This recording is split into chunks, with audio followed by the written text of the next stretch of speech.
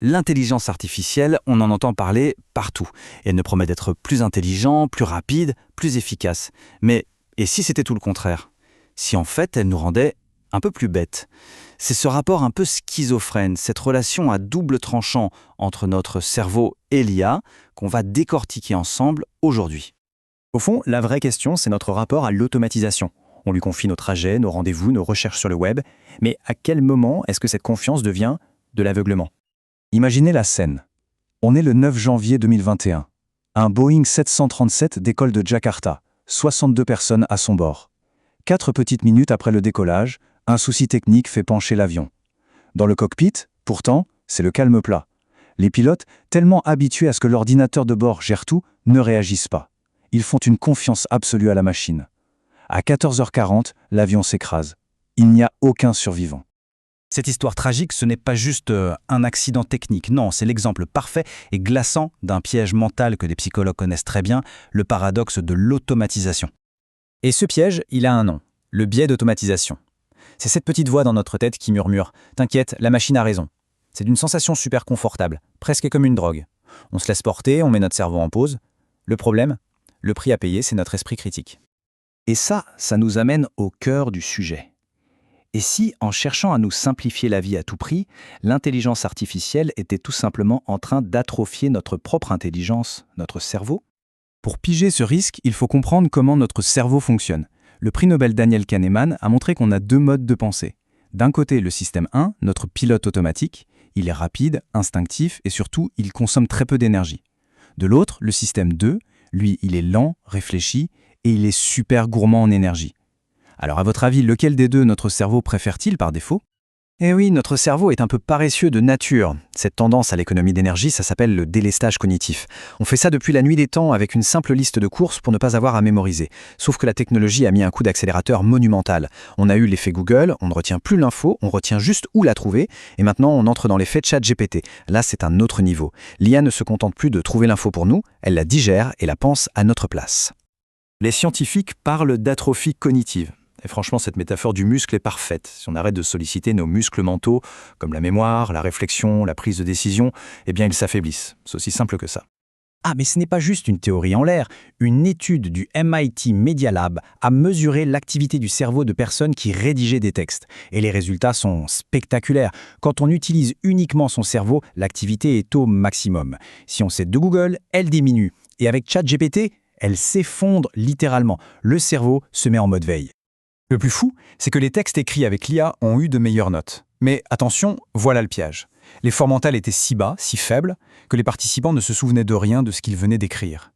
C'est un gain d'efficacité immédiat, oui, mais payé par une perte totale d'apprentissage et d'appropriation sur le long terme. Bon, alors, est-ce qu'il faut tout débrancher et jeter nos ordis par la fenêtre? Pas si vite. Parce que cette même technologie, si on l'utilise bien, peut devenir un levier incroyable pour notre cerveau. Regardons un peu l'autre côté de la médaille. En fait, la question n'est peut-être pas de savoir si l'IA nous affaiblit, mais plutôt comment l'utiliser pour nous augmenter.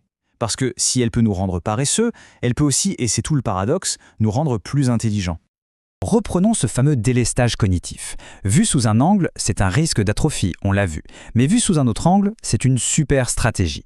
La théorie de la charge cognitive nous dit que notre bande passante mentale est limitée. Alors, en déléguant les tâches de base à une IA, on ne devient pas forcément paresseux, on libère de l'espace disque pour la créativité, la stratégie, la pensée complexe. Et ça marche? Des études montrent que l'IA peut être un super partenaire de brainstorming qui nous aide à trouver plus d'idées et des idées plus originales. Dans des écoles au Nigeria, elle se transforme en tuteur personnel pour chaque élève. En entreprise, elle se charge des tâches répétitives et ennuyeuses pour que les humains puissent se concentrer sur ce qu'ils font de mieux, créer et innover.